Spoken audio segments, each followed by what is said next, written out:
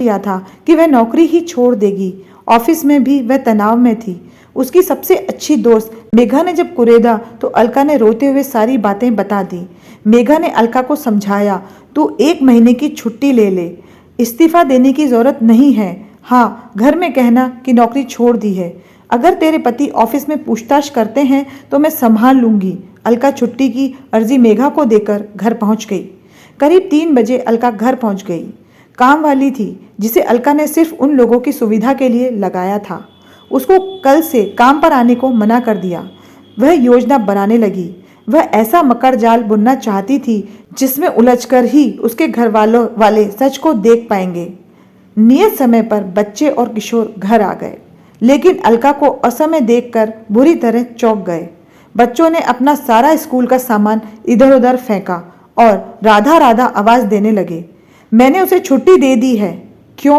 किशोर ने हैरान होकर पूछा। क्योंकि मैं कल से घर पर ही हूँ। मैंने नौकरी छोड़ दी है।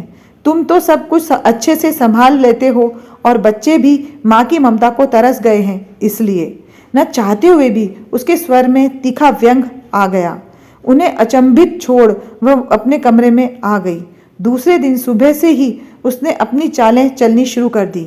दुख तो हो रहा था, लेकिन जरूरी था। रिया और अभी को अपने सारे काम खुद ही करने पड़े। टिफिन में पराठा सब्जी देख रिया ने पूछा, क्या ये ले जाना है? क्यों?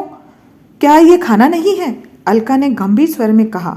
रोज ही बाजार का खाना लेने के चक्कर में साधारण खाना तो तुम भूल ही चुके हो। बच्चे तो कुछ दिनों में ही सुधर चुके थे। किशोर सामान्य था। हाँ, उसने ऑफिस में कोई पूछताछ नहीं की थी। अलका के मन का एक कोना भीगा। चलो, मुझ पर विश्वास तो किया। हर महीने किशोर अपनी तनख्वाह का कुछ भाग बैंक में जमा करता था। उसने सोचा इस महीने से वो ये बंद कर देगा और उसे घर के खर्चों में जोड़ देगा। फ्लैट की किश्त, कार का लोन, घर के नौकरों का वेतन, लाइट का बिल, ये सब अलका ही भरती थी। जब उसने हिसाब लगाया तो चकित रह गया कि अलका का कुछ पैसा छोड़ बाकी सारी तनख्वाह इन पर ही खर्च कर देती है। किशोर ने सोचा 1-2 महीने तो वह बैंक से निकाल कर चला लेगा, लेकिन आगे क्या होगा? किशोर गुस्से से भरा अलका के पास पहुंचा। वह कपड़े तह कर रही थी। किशोर ने गुस्से से पूछा, कम से कम नौकरी छोड़ने से पहले एक बार मुझसे पूछ तो लिया होता। अलका तो इसी दिन का इंतजार कर रही थी। शांत रहते हुए उसने उत्तर दिया, मेरे बारे में कोई सोचता है? किशोर, तुम्ही ने तो मिसेज वर्मा से कहा था कि मैं शौकिया नौकरी करती हूँ, तो अब तुम्हें तकलीफ क्यों हो रही है? बच्चे तेज आवाज सुनकर कमरे में आ गए। तुम्ही ने मुझे नौकरी करने को कहा था।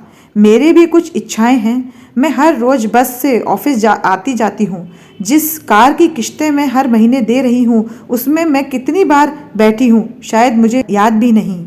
हर रविवार को घर की सफाई, तुम लोगों की चीज़ें व्यवस्थित करना, सारे हफ्ते के कपड़े ठीक करना, खाना बनाना, ये सारे काम मैं खुद ही करती हूँ। तुम तीनों ये कहकर बाहर चले जाते हो कि आज तो इनका सफाई अभियान है। क्यों? क्या किसी रविवार को तुम लोग मेरी सहायता नहीं कर सकते थे?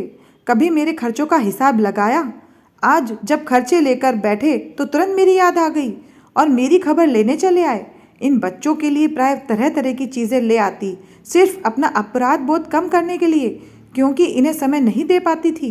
पर जो ऐशो आराम की ज़िंदगी ये जी रहे हैं वैसी मैं और तुम नहीं जिए हैं किशोर। फिर इन्हें भी संघर्ष करने दो। फ्लैट, कार, ये सारी चीज़ें मैंने तो नहीं कहा था एक के बाद एक लेने को। अलका हाँफ रही थी। किशोर भौचक्का खड़ा था। सच में अपनी अलका के प्रति वह कितना निष्ठुर हो गया था।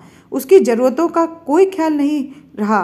किशोर ने अलका का हाथ पकड़ते हुए कहा, मुझे माफ़ कर दो, बस एक बार मौका दे दो, मैं सारे खर्चे वहन करूँगा। अलका शांत हो चुकी थी। बच्चे उसके पास खड़े थे।